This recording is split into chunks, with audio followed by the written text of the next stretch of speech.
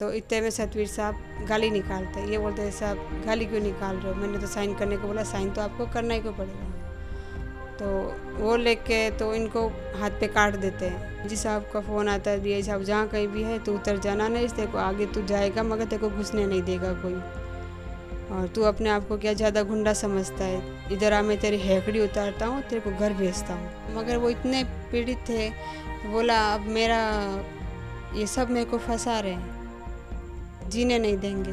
बोला हम नहीं रहेंगे तो कोई बात नहीं, हम गांव चले जाएंगे, अपना कुछ खेती कर लेंगे, गाय भैंस रख लेंगे। को पापा जी ने बोला मेरे को जाने दो, जैसा भी है, अगर मारेगा तो मेरे को मारेगा मेरा बच्चा। मगर उन्होंने पापा जी को भी नहीं आने दिया क्वार्टर के पास अंदर। जोर से चिल्लाई बाहर कि मेरे नरेश ने शूट कर दिया, तो भी मेरा कोई दरवाज़ा नहीं खोला। अगर किसी की नहीं सुनेगा तो जवान क्या करेगा, उसको तो डिप्रेशन में कुछ ना कुछ कदम उठाना ही पड़ेगा। बोल दिया था जो होगा मैं लिख के दे देता हूँ आपको, मेरा बच्चा है, अगर गोली मारेगा तो मेरे को मारेगा। मगर वो फिर भी नहीं माने। जोधपुर के सीआरपीएफ ट्रेनिंग सेंटर में कांस्टेबल नरेश जाट ने कर लिया और लगातार जोधपुर के ट्रेनिंग सेंटर में ये तीसरी घटना हुई है। नरेश जाट ने रविवार को देर शाम अपने कमरे में परिवार को बंद कर लिया था, और लेकिन सोमवार को सुबह कर लिया। कई सवाल खड़े करता है, कई अधिकारियों पर आरोप लगाए हैं, और इस समय जोधपुर के महात्मा गांधी हॉस्पिटल की मोर्चरी में नरेश का शव है। पिछले 60 घंटे बीत चुके हैं, गतिरोध बना हुआ है, परिवार की मांगें हैं, परिवार और सीआरपीएफ के अधिकारियों के बीच गतिरोध चल रहा है। नागौर सांसद आरएलपी के राष्ट्रीय संयोजक हनुमान बेनीवाल खुद लगातार 48 घंटे से धरना स्थल पर है। कहीं ना कहीं नरेश को न्याय दिलाने के लिए खुद सांसद धरने पर बैठे हैं। और इस पूरी घटनाक्रम में क्या हुआ था, नरेश किन चीज़ों से प्रताड़ित था, नरेश को क्या चीज़ें थी जो बार बार परेशान कर रही थी, इस वक्त हमारे साथ है नरेश की पत्नी उर्मिला। आइए इनसे बात करते हैं। उर्मिला जी, क्या हुआ था, नरेश किस बातों को लेकर परेशान था? सर नरेश पहले जोधपुर में ही थे, फिर उनको सूरतगढ़ भेजा गया था, बोला उधर तेरी ड्यूटी लगेगी, तो वो उधर गए थे। अपनी नॉर्मल ड्यूटी किए जा रहे थे, 7-8 दिन ड्यूटी उन्होंने की उधर। तो एक सतवीर साहब आते 12 से 2 बजे के बीच, बोला नरेश जा छाछ ले आ, सामने से, सामने दुकान है, तो बोला मुंह बांध के आते हैं। तो उन्होंने बोला कि साहब आप ही ले आओ छाछ। बोला सामने की लड़की ऐसी गंदी है, मेरे से 50,000 रुपये मांगती है, बोलते FI लिखवा दूंगी। ऐसे बोले ठीक है साहब, ये आपकी प्रॉब्लम है, मैं ले आता हूँ। तो वो ले आते हैं, जो भी जिसकी भी 12 से 2 बजे ड्यूटी लगती है सभी को छाछ मंगवाने के लिए जाना ही, ले आते हैं, चलो ले आते हैं। फिर एक दिन सतवीर साहब बाहर जाते हैं, फिर शाम को 6 बजे के आसपास बाहर जाते हैं, फिर 9 साढ़े 9 बजे के आते हैं। तो आते तो नरेश की ड्यूटी होती है, तो वो बोलते हैं साहब साइन कर दो, आप इतने लेट आए हो। तो बोला मैं क्यों साइन करूँ, तू मेरा साइन मार दे। तो बोला नहीं ऐसे तो साहब होगा नहीं, आपको साइन करके ही जाना पड़ेगा। तो इतने में सतवीर साहब गाली निकालते, ये बोलते हैं साहब गाली क्यों निकाल रहे हो, मैंने तो साइन करने को बोला, साइन तो आपको करना ही को पड़ेगा। तो वो लेके तो इनको हाथ पे काट देते हैं, तो इनसे कोहनी से लग जाता है और वो नीचे गिर जाते हैं। तो पास में कुछ खड़े और बोलते हैं कि तेरे को इतनी पूछताछ करने की क्या ज़रूरत है, तू क्या अपने आप को बड़ा अफसर है समझता है। चलो फिर हो जाती है घटना, तो उनको उधर से वापस मूवमेंट ऑर्डर दे के वापस सुबह जोधपुर भेज देते हैं। उर्मिला जी, क्या घटना हुई थी? एक सुनने में आ रहा है कि उनको हाथ पर काटा गया था, क्या हाँ मामला था वो पूरा?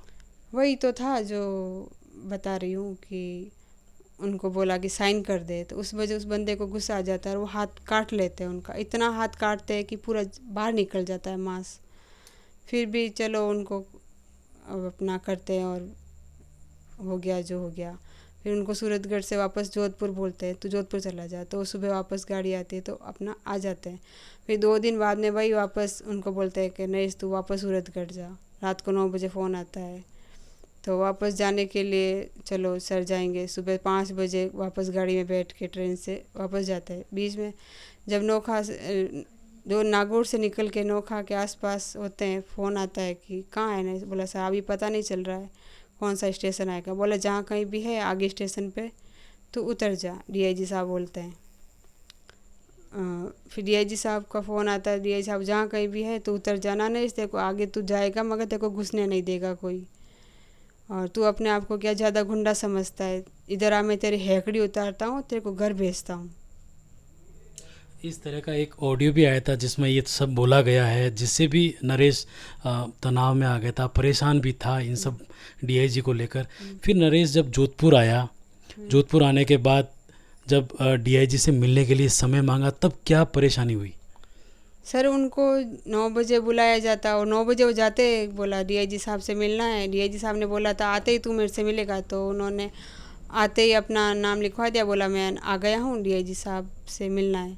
तो सुबह 9 बजे आते और शाम दोपहर को 2-2:30 बजे तक भूखे प्यासे वहीं खड़े रहते, साहब से मिलवा दो। तो कोई आज बोल रहा है साहब पौधे लगवा रहे हैं, दूसरे दिन जाता है तो और कोई बहाना लेके 4 दिन लगातार हस्बैंड खड़ा रहा, मगर कोई नहीं मिलवा रहे हैं साहब। आप ट्रेनिंग सेंटर कब आई थी? सुनने में आ रहा है कि आप ये घटना से 2 दिन पहले 3 दिन पहले ही यहाँ आई थी। तब क्या नरेश ने आपको कुछ तो बातें शेयर की होगी? सर यही बता रहे थे कि जो सब अंदर लोग हैं मेरे ऊपर जाल बिछा रहे हैं, मेरे को कुछ कुछ चीज़ से फंसा रहे हैं। डीआईजी साहब भी मेरे को ऐसे बोल दिया, मैं इतने साल से नौकरी करता हूँ, मैं अपनी नौकरी बहुत ईमानदारी से करता हूँ, तो फिर मेरे को सर गुंडा कैसे बोल रहे?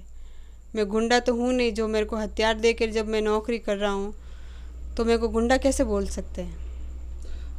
उर्मिला जी, जिस दिन ये घटना घटी थी वो रविवार था। रविवार को क्या रहा, किस तरीके से दिन में ड्यूटी की, फिर क्या घटनाक्रम हुआ था? सर इनका लिस्ट में नाम देखा था, बोला मेरा नाम आ गया है, मैं जाता हूँ ड्यूटी करने के लिए, राइफ़ल ले आता हूँ। मैंने कहा ठीक है नरेश जाओ। राइफ़ल लेके क्वार्टर आते हैं, फिर बोलते हैं उर्मिला मेरी ड्यूटी लगी है, मैं जाता हूँ। मैंने कहा ठीक है नरेश आप जाओ। तभी तक एक बंदा पीछे से दौड़ के आता है, बोलता है नरेश कहाँ है? मैंने कहा नरेश अभी गए हैं, राइफ़ल लेके ड्यूटी पे गए हैं। उधर जाके उनको 4-5 जने घेर लेते हैं और 2 हवाई फायरिंग कर लेते हैं और फिर वापस क्वार्टर में आ जाते हैं साहब। उस समय नरेश क्वार्टर में आते हैं, आप है, आपकी बिटिया है, क्वार्टर में रहते हैं। फिर आते ही क्या कहता है नरेश? क्या आते ही क्या बात होती है? आते ही उन्होंने दरवाज़ा बंद किया और बोला कि मैं तो ड्यूटी करने गया था और ये सब मेरे पीछे पड़ गए। मैं तो अपनी ड्यूटी करने ही गया था, ये मैं क्या सोच के मेरे पीछे पड़ गए। फिर जैसे ये 5 बजे की घटना बता रहे हैं कि फायर भी हुए, हवाई फायर किए, आप लोगों को बंद भी कर लिया, लेकिन उस दौरान अंदर भी अपने आप को परेशान किस तरीके से महसूस कर रहा था? क्या मन में पीड़ा थी? इन सब सवाल आपसे कुछ तो साझा किए होंगे। सर यही था कि मेरे जब कुछ किया ही नहीं है, छोटा सा मामला था और फिर सतवीर साहब को इधर जोधपुर बुला लिया जाता है और बोला जाता है जहाँ शुरू से घटना हुई मैं शुरू से इंचार्ज करेंगे, और सतवीर साहब ये बोलते हैं कि मेरे को नरेश की जान से खतरा है। जबकि सुबह सुबह जाते हैं मार्के में तो सभी लोग रहते हैं, जब वो बंदा वहीं कुछ नहीं कर रहा है तो वो अंदर जाके क्या प्रोटेक्शन ले रहा है, और उसके सामने गार्ड लगा दिया जाता है कि भाई नरेश इसको मार देगा। जब सुबह साथ में आ रहे तब नहीं मारता और अंदर कैसे मार देगा? मतलब सतवीर ने नरेश को तो काटा, काटने के बावजूद नरेश को ही सुरक्षा प्रदान की गई, कहीं न कहीं कि नरेश इसको मार नहीं दे, इस तरीके से। और उन्होंने ये भी इल्ज़ाम लगाया कि इन्होंने राइफ़ल कॉक कर दिए। जब उन्होंने वापस सूरतगढ़ में ये बताया था कि साहब ये मेरी, जब साहब आते हैं और उनकी राइफ़ल से गोली निकाल कर साइड में करते हैं तो फिर बोलते हैं कॉक तो नहीं है। जब कॉक नहीं किए तो फिर वो क्यों झूठा इल्ज़ाम लगा रहा है? आगे वाले को पता है फिर भी ये इधर झूठा इल्ज़ाम लगा रहा है कि कॉक कर दिए। रविवार को शाम को घटना हुई, बंद कमरे में आप सब लोगों को बंद कर दिया, आप, बिटिया, नरेश खुद। फिर क्या रहा उसके बाद? 7 से 8 फायर की सुनने में आ रहा है, हवाई फायर किए।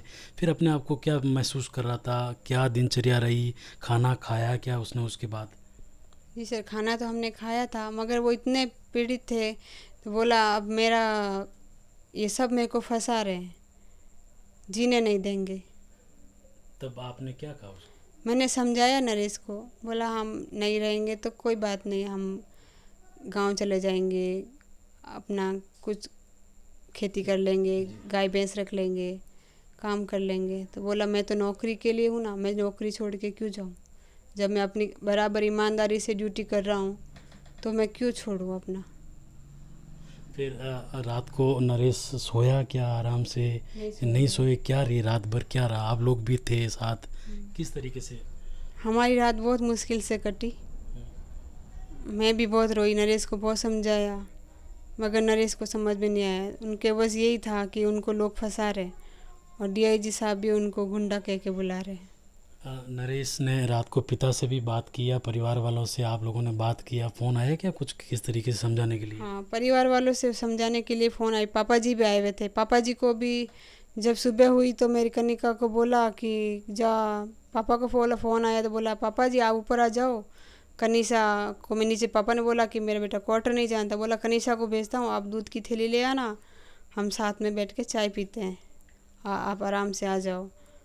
तो दरवाज़ा खोलने लगे तो बाहर से दरवाज़ा लॉक था, और पापा जी ने बोला मेरे को जाने दो, जैसा भी है, अगर मारेगा तो मेरे को मारेगा मेरा बच्चा। मगर उन्होंने पापा जी को भी नहीं आने दिया क्वार्टर के पास अंदर। ये भी सुनने में आया उर्मिला जी कि पापा से भी बात हुई थी फ़ोन पे, पापा मिलने को भी तैयार थे। पापा ने ये भी कहा कि चाहे गोली मुझे मारेगा कोई इश्यू नहीं है, बट मैं मेरे बेटे से मिलूं, उसको समझाऊं। लेकिन कहीं न कहीं अधिकारियों ने नहीं आने। अधिकारी ने पूरे जाल बिछा रखा था कि वो ना किसी से मिले, तभी तो पापा जी को ऊपर नहीं आने दिया। वरना अधिकारी, पापा जी ने इतना बोल दिया था जो होगा मैं लिख के दे देता हूँ आपको, मेरा बच्चा है, अगर गोली मारेगा तो मेरे को मारेगा। मगर वो फिर भी नहीं माने। सुबह कितने बजे ये बात हुई थी? उसके बाद आपको भी बताया होगा कि पापा नहीं आने दिया जा रहा है, क्या बोला उस समय? सुबह कितने बजे पिताजी से बात हुई थी नरेश की फ़ोन पे? 10 बजे के आसपास। 10 बजे आसपास बात हुई। हाँ, जब बाहर से दरवाज़ा बंद था फिर क्या कहा आपको? कुछ तो बताया होगा कि फिर बैठ गए हम। हाँ। बोला कि पापा आप आ जाओ, पापा जी बोल रहे मेरे को तो आने नहीं दे रहे। फिर क्या करते? सुबह क्या रहा? सुबह उठा, सोया भी नहीं पूरी रात? कोई रात नहीं सोई। आप लोग भी नहीं सोए क्या? फिर सुबह उठने के बाद जब पापा को नहीं आने दिया जा रहा था तो फिर नरेश ने कुछ तो कहा होगा आपको जाते जाते? नरेश ने यही बोला कि देखो आज मेरे साथ कितना, अगर मेरे नहीं आने, पापा जी को भी अंदर नहीं आने दे रहे, जबकि मैंने आज 14 साल ड्यूटी की है, मैंने किसी को प्रताड़ित नहीं किया, ये मेरे ऊपर इतना क्यों कर रहे हैं? नरेश सुबह टूट चुका था जब पिताजी को नहीं आने दिया गया। फिर क्या कहा आप लोगों को? जब ऐसा स्टेप उठाने से पहले आपने भी रोकने की कोशिश की होगी।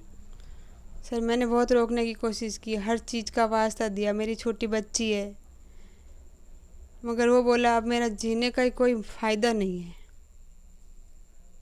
क्योंकि मैं इनसे इतना डिप्रेशन में हूँ कि हर चीज़ में मेरे को उल्टा साबित किया जा रहा है। फिर ये अपने आप को गोली से किया, फायर किया, कब कितने बजे की घटना है और फिर क्या हुआ? सर हम बैठे तीनों, मैं, मेरी बेटी और नरेश बैठे बातें कर रहे थे, तो मैं जैसे कैसे भी समझा रही थी कि नरेश भाई अपने कुछ नहीं करना। फिर नरेश हमारे उठ के गए, मैं जैसे ही पीछे गई तो उन्होंने अपने आप को शूट कर दिया। और जब मैं ज़ोर से चिल्लाई बाहर कि मेरे नरेश ने शूट कर दिया, तो भी मेरा कोई दरवाज़ा नहीं खोला। फिर पड़ोस में से फ़ोन आया तो मैंने कहा मेरे नरेश ने शूट कर दिया अपने आप को, फिर भी दरवाज़ा नहीं खोला। बोला पहले राइफ़ल नीचे फेंको। उर्मिला जी, मैं ये जानना चाहूँगा, अड़ोस पड़ोस में लोग रहते हैं, उन्होंने भी आपको फ़ोन किए होंगे।